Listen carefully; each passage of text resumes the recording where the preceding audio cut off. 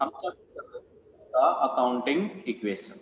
Accounting equation नाम का chapter था हमारा जो कि हम पढ़ रहे थे। ठीक है, अकाउंटिंग इक्वेशन चैप्टर में हमने कुछ प्रैक्टिकल क्वेश्चंस किए थे। ओके, लास्ट क्लास में जब हमने प्रैक्टिकल क्वेश्चंस किए थे वहां पे एक चीज हमारे सामने आई थी, क्या? एसेट्स लायबिलिटी तो हमें पता है, एसेट्स एंड लायबिलिटीज तो हमें पता है कि कहाँ पे रिकॉर्ड करनी है। एसेट्स आपकी एसेट साइड में और लायबिलिटीज आपकी लायबिलिटी साइड में। लेकिन एक नई चीज आई थी हमारे सामने, क्या? एक्सपेंसेस। एक नया वर्ड आया था, एक्सपेंसेस। तो एक्सपेंसेस का क्या ट्रीटमेंट था? एक्सपेंसेस अगर आपने पे कर दिए थे, इफ पेड, ठीक है जी। और दूसरा क्या था? इफ नॉट पेड, अगर आपने पे नहीं किए थे। अगर आपने पे नहीं किए थे तो वो क्या बन जाते थे? आउटस्टैंडिंग। और जब आपने पे कर दिए थे तो वो क्या रह जाते थे? एक्सपेंस। आउटस्टैंडिंग एक्सपेंस आपके लिए क्या कहलाता था? लाइबिलिटी। आउटस्टैंडिंग एक्सपेंस आपके लिए क्या कहलाता था? लाइबिलिटी। अगर ध्यान नहीं है तो याद करो, हमने आउटस्टैंडिंग सैलरी का कॉन्सेप्ट किया था। ये जस्ट मैंने दोबारा क्यों लिखा है, जस्ट रिकॉल करने के लिए बेटा, कि अकाउंटिंग इक्वेशन, अकाउंटिंग इक्वेशन क्या है आपकी?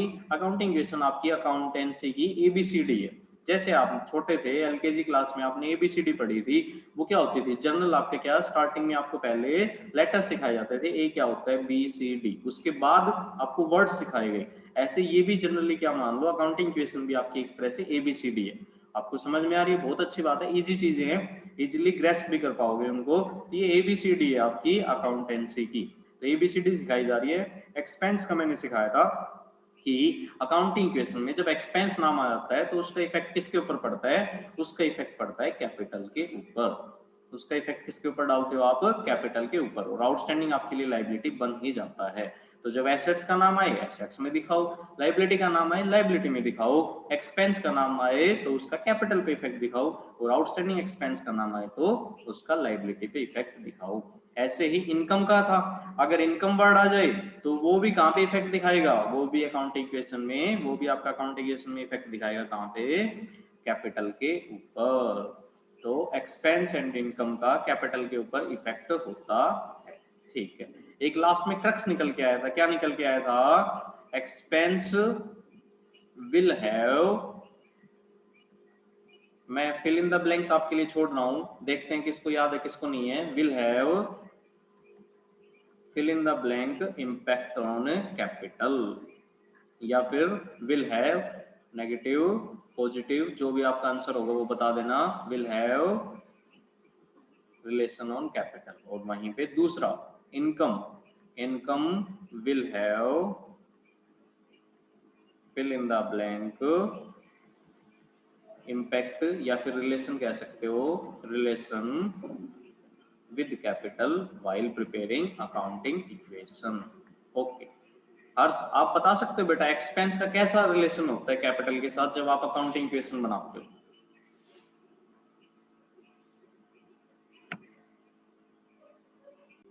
Sir positive. हाँ, इनकम का रिलेशन कैसा होगा? पॉजिटिव रिलेशन होगा। मींस जब जब एक्सपेंस का नाम आएगा कैपिटल के साथ उसका रिलेशन नेगेटिव। मींस एक्सपेंस आपके क्या करेंगे? एक्सपेंस अगर बढ़े हैं तो कैपिटल को क्या करेंगे? डिक्रीज करेंगे हमेशा।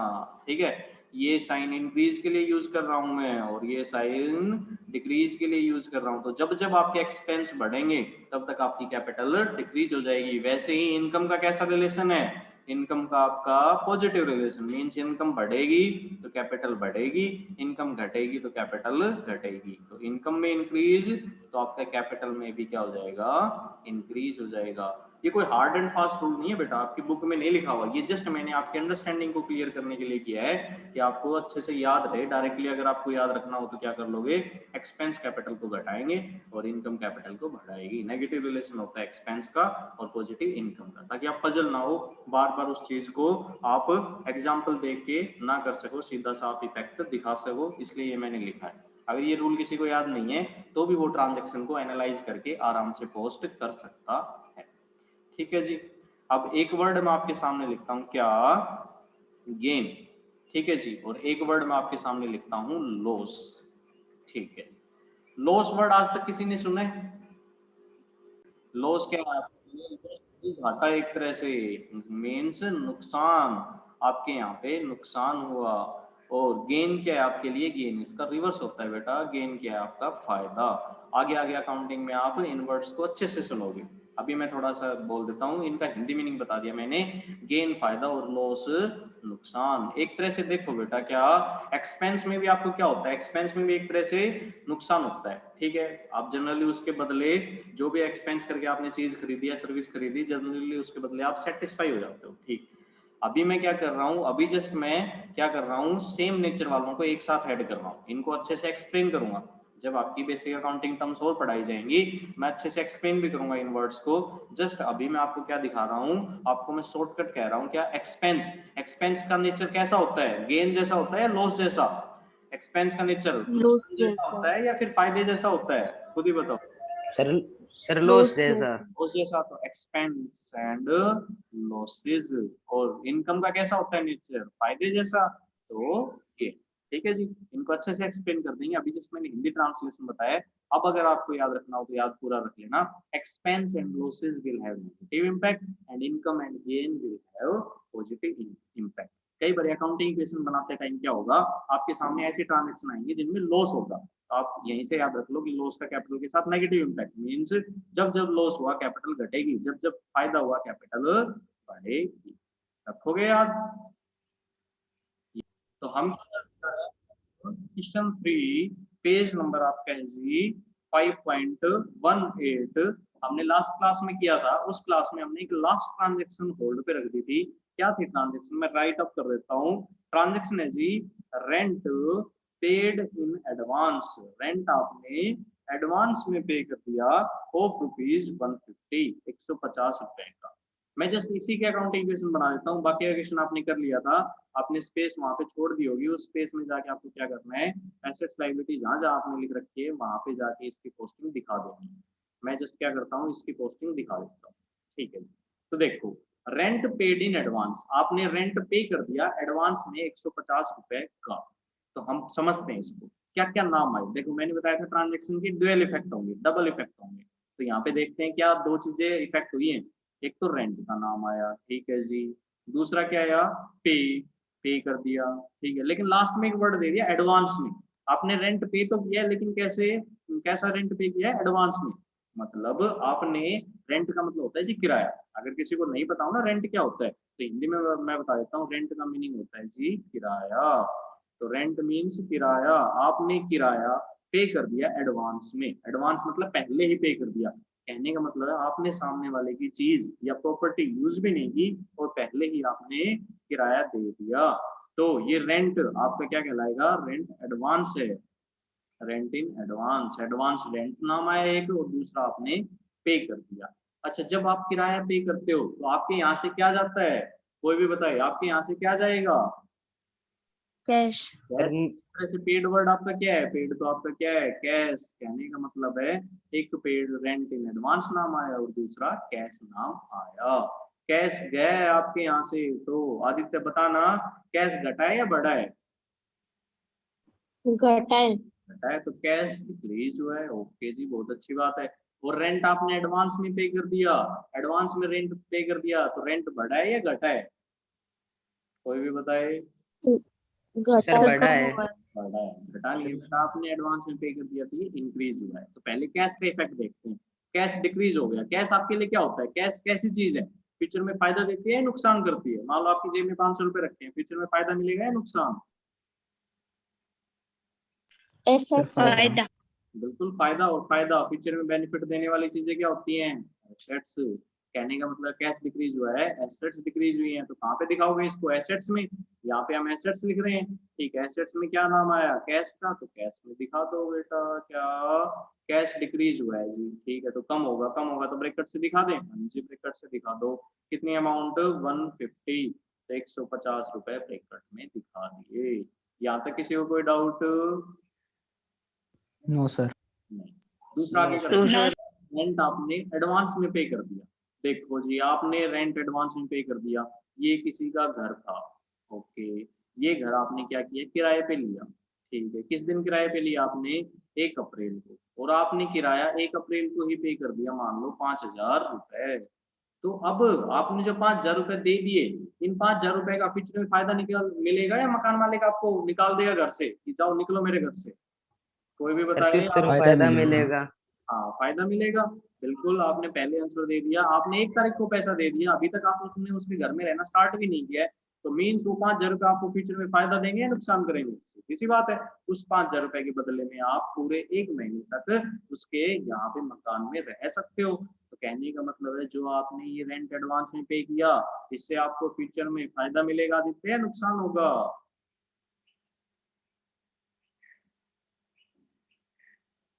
दोनों आप बताओ बेटा।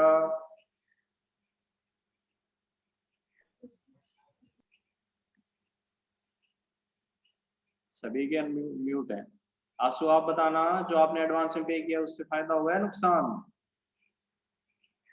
सर फायदा होगा। और फ्यूचर में बेनिफिट देने वाली चीजें क्या होती हैं? एसेट्स होती हैं। गीतिका, रेंट इन एडवांस आपके लिए क्या है? एसेट्स है, एक्सपेंस है, लाइबिलिटी है या इनकम है?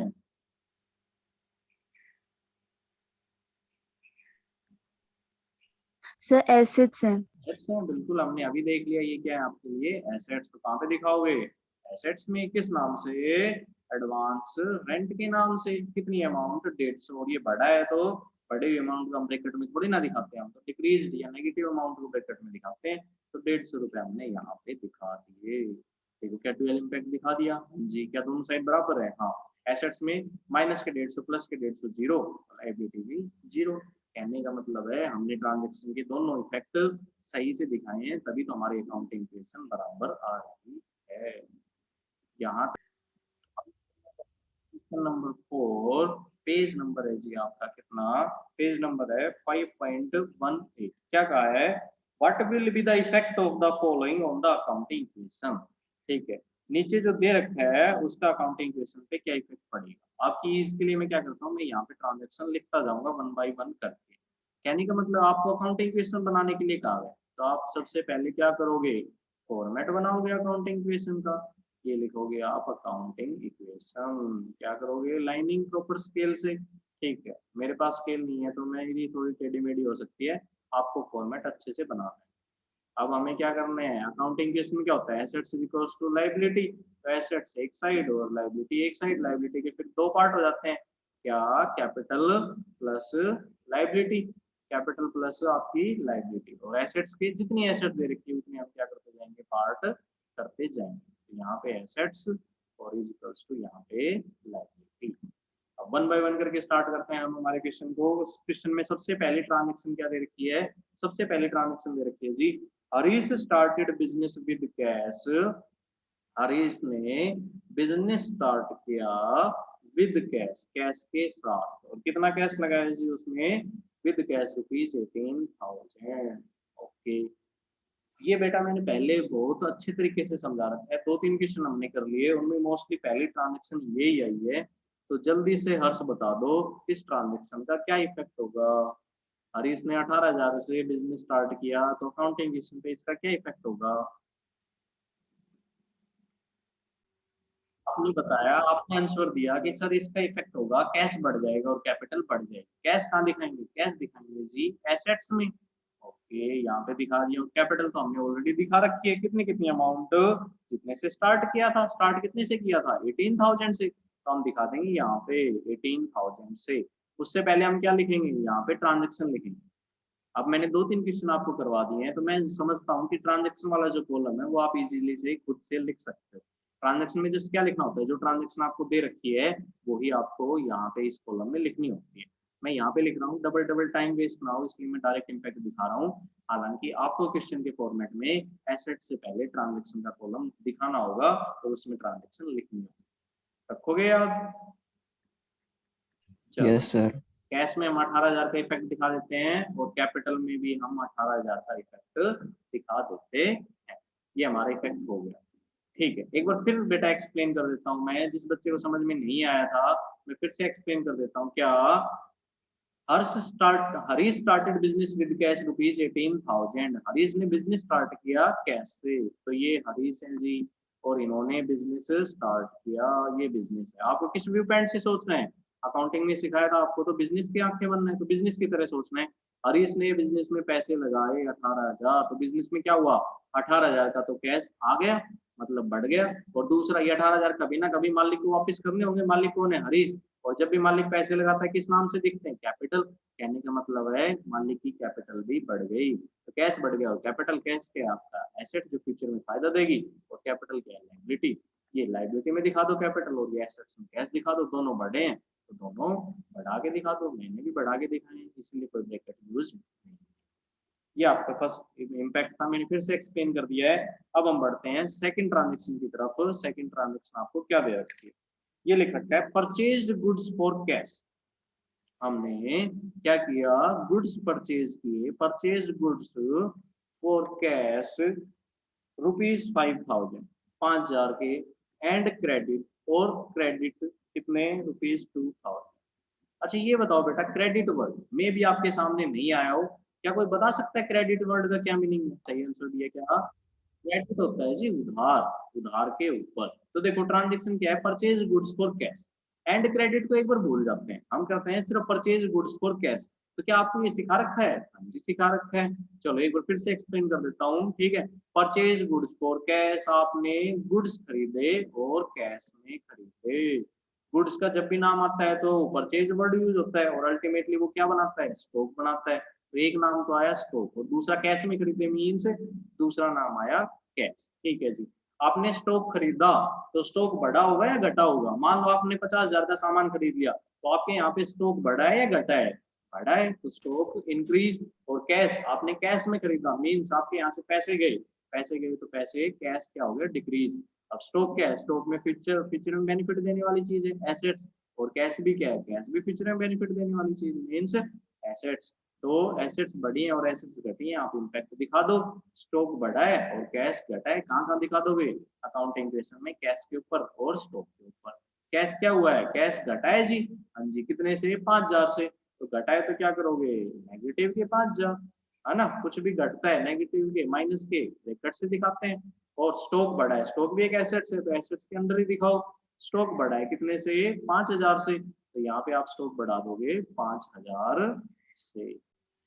क्या हुआ जी हमारे पास, अगर ओनली होता परचेज गुड्स फॉर कैश तो हम क्या करते हैं, इम्पैक्ट दिखा देते, कैश घट गया और स्टॉक बढ़ गया, दिखा दिया। अब एंड, एंड मींस उधार में, इसका भी इम्पैक्ट दिखा दो, सिंपल सा है क्या, purchase goods for cash, cash में खरीदे 5,000 और उधार में खरीदे 2,000। कहने का मतलब है एंड के बाद जो दे रखा है उसका मीनिंग भी क्या है, उसका मीनिंग भी तो यही है क्या, परचेज गुड्स ऑन क्रेडिट, आपने क्रेडिट पे खरीदे कितने के, 2,000 के। चलो क्या क्या नाम आया, एक तो नाम आया परचेज, परचेज मीन्स आपका स्टॉक, और दूसरा उधार में खरीदे मीन्स अब की बार नाम क्या आ गया, उधार। ठीक है जी, स्टॉक आपका बढ़ा है और उधार आपके ऊपर बढ़ी है घटी, आप उधार में सामान खरीदोगे तो आपके ऊपर तो उधार बढ़ी जाएगी, तो आपकी उधार भी बढ़ी है। ठीक है जी। स्टॉक फ्यूचर में फायदा देगा या नुकसान करेगा, फायदा देगा। ओके जी। और उधार फ्यूचर में नुकसान करेगा या ओब्लिगेशन राइज होगी, ओब्लिगेशन राइज होगी। और फ्यूचर की ओब्लिगेशन आपके लिए क्या कहलाती है, लायबिलिटीज कहलाती हैं। तो दो नाम है, स्टॉक और उधार। स्टॉक एसेट्स में और ये उधार लायबिलिटीज में आप दिखा दोगे। क्या जिससे उधार लिया उसका नाम दे रखा है? जी नहीं, जिससे उधार लिया उसका नाम नहीं दे रखा। तो जिससे सामान उधार लेते हैं उसकी एक प्रॉपर डेफिनेशन सिखाई थी आपको। जिससे सामान उधार लिया जाता है उसका एक अलग से नाम होता है, बता सकते हो आंसू, क्या नाम होगा उसका जिससे आप सामान उधार लेते हो?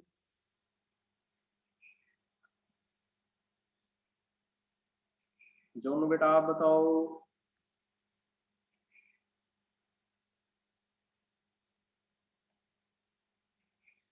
राहुल, क्रेडिटर। बिल्कुल, वेरी गुड बेटा, सही जवाब दिया आपने। क्या जिससे सामान आप उधार खरीदते हो वो क्या कहलाता है, क्रेडिटर कहलाता है। नाम दे रखा होता तो नाम लिख देते, अब नाम नहीं दे रखा तो उसकी एक टर्म होगी जैसे क्रेडिटर। तो लाइबिलिटीज में किस नाम से दिखाया जाएगा, क्रेडिटर नाम से।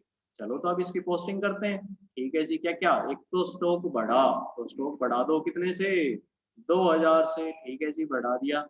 दूसरा क्या हुआ, क्रेडिटर बढ़े, क्रेडिटर बढ़े तो क्रेडिटर कैपिटल में तो आएंगे नहीं, यहाँ पे आएंगे।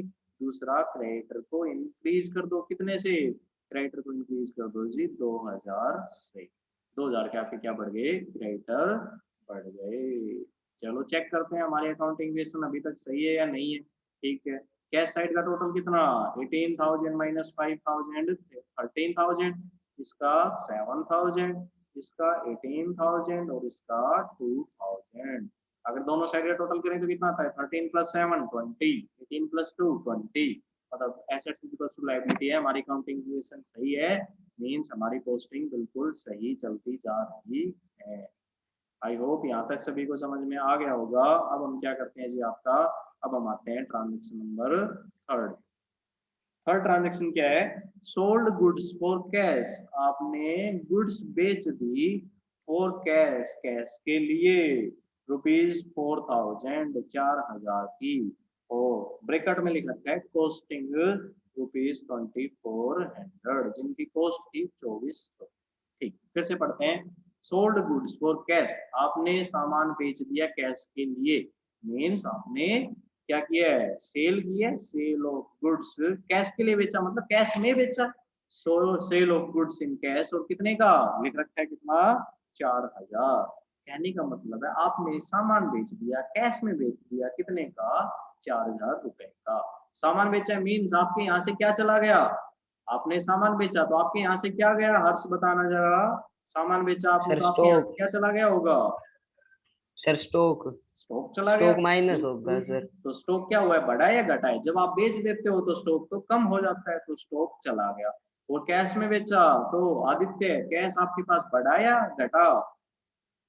बढ़ेगा। बढ़ेगा, बिल्कुल जी, दो नाम आ गए। ठीक है, स्टॉक आपके लिए क्या है? स्टॉक फ्यूचर में बेनिफिट देने वाली चीज थी, एसेट्स थी। और वहां पे कैश भी क्या है? कैश भी एसेट्स है। ठीक है, अगर सिर्फ इतनी ट्रांजेक्शन होती तो क्या इम्पैक्ट होता? एसेट्स में स्टॉक डिक्रीज कर दो और कैश इंक्रीज कर दो। चलो जी, 1 बाय 1 करके करते हैं। स्टॉक डिक्रीज कर दो, तो स्टॉक डिक्रीज कर दो कितने से? 4,000 से। ठीक है जी, और कैश इंक्रीज कर दो कितने से? 4,000। अगर ओनली ट्रांजेक्शन ये होती क्या कि स्टॉक आपका, आपने 4,000 में सामान बेच दिया तो स्टॉक डिक्रीज हो जाता 4,000 से, और कैश इंक्रीज हो जाता 4,000 से। यहाँ तक किसी को कोई डाउट? No sir. चलो, लेकिन उसने प्रॉब्लम क्या कर दी? प्रॉब्लम उसने कर दी ब्रैकेट में लिख दिया कॉस्टिंग ₹2400। तो अब हम करते हैं क्या, क्वेश्चन में अगर only sold goods in cash 4,000 होता तो हम सीधा पोस्ट कर देते, 4,000 का कैश आ गया और 4,000 का सामान चला गया। लेकिन उसने ब्रैकेट में क्या लिख रखा था? कॉस्टिंग ₹2400, जिसकी कॉस्ट थी 2400। ये बताओ बेटा, जब जब आप बिजनेस करते हो, आप एक बिजनेसमैन हो, ठीक है, आप बिजनेस करते हो, ओके, स्माइल रहती है आपके फेस पे, क्यों? क्योंकि आप पैसा कमाते हो, आप बिजनेसमैन हो, आप बिजनेस करते हो। मान लो आपने कोई सामान खरीदा, आपने कोई भी सामान खरीदा ₹1 का, तो आप सेल, आपने परचेज की ₹1 में, आप बिजनेसमैन हो, ठीक है जी। हर्ष बताना, आप बिजनेसमैन हो, सेल भी उसकी ₹1 में करोगे, 0.5 रुपए में करोगे, या ₹1 प्लस कुछ पैसे में करोगे? सर ₹1 प्लस कुछ पैसे में। हाँ, क्यों? क्योंकि देखो, अगर आपने ₹1 का सामान 1 में बेचा तो ना तो फायदा हुआ ना ही नुकसान हुआ आपको। ठीक है, फिर अगर आधे रुपए में बेचा तो लॉस हुआ। क्या कोई बिजनेसमैन चाहता है कि मेरे यहाँ पे लॉस हो? नहीं। क्या कोई बिजनेसमैन चाहता है कि जितने में आए उतने में बेचूं? फिर उसका वहां पे बिजनेस में पैसे लगाने का फायदा ही क्या है? मीन्स मोस्टली लोग क्या चाहते हैं कि जितने में परचेज किया उससे प्लस कुछ पैसे में मैं सेल करूं। तो अब आपने ₹1 का सामान सेल कर दिया, मान लो ₹3 में, तो प्रॉफिट आपको कितने का हुआ? प्रॉफिट आपको हुआ ₹2 का। ठीक है जी। अच्छा, ये बताना आदित्य, आपके यहाँ से सामान कितने का गया? सामान ₹3 का गया, ₹1 का गया, ₹2 का गया? ₹3 का गया। ₹3 का सामान गया, तो स्टॉक आपके यहाँ से कितने का गया? ₹3 का गया। ठीक है जी। ओके, जोनू बेटा आप बताओ, आपके यहाँ से स्टॉक कितने का गया? अनम्यूट करके बताओ। ₹3। ओके जी। आशु आप बताना बेटा, स्टॉक कितने का गया आपके यहाँ से? ₹3। ओके। हर्ष आप बताओ। सर ₹3 का ही गया स्टॉक। ₹3 का सामान गया, ठीक है जी। ओके, गीतिका बेटा आप बताओ। सर ₹1 का गया है। ₹1 का गया है। आर्यन आप बताना। सर ₹1 का। ₹1 का। और राहुल, आपका तो आंसर कितना होगा बताना जरा।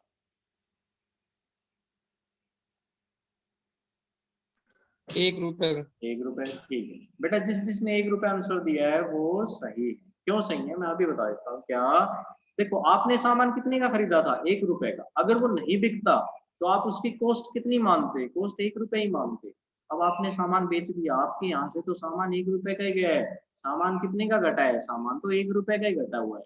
हाँ, सेल आपने 3 रुपए में कर दी। फर्क समझना बेटा, सामान की वैल्यू हमेशा किस पे दिखाई जाती है, कॉस्ट पे। सामान तो 1 रुपए का ही गया है, आपने तो 1 रुपए खर्चा किया था, वहीं पे बेच दिया कितने में, 3 रुपए में, तो बाकी 2 रुपए क्या है, फायदा है। आपके यहाँ से 3 रुपए का सामान नहीं गया, आपके यहाँ से ओनली 1 रुपए का सामान गया है, क्योंकि आप तो उसके लिए कितने पे करके आए थे, आप तो उसके लिए 1 रुपए ही पे करके आए थे। तो सामान अगर 1 रुपए का गया है, क्यों, क्योंकि आपने पे ही 1 रुपए किया था। अगर आपने 3 पे ही नहीं किए तो फिर गया भी कितने का, 1 रुपए का ही गया, 3 रुपए का नहीं गया। थोड़ा सा ध्यान रखो बेटा, मैंने वर्ड पूछा था कि स्टॉक कितने का गया, स्टॉक तो 1 रुपए का ही गया। हाँ, सेल आपकी 3 रुपए की होगी, तो बाकी 2 रुपए क्या हो गए, प्रॉफिट हो गए। तो वही मैं आपको यहाँ पे सिखाना चाहता हूँ। क्या आपने 2400 का स्टॉक, 2400 का स्टॉक कितने में बेच दिया, 4000 में बेच दिया। 2400 का स्टॉक आपने 4000 में बेच दिया, तो पैसा कितना आया, 4000। स्टॉक कितने का गया, 2400 का।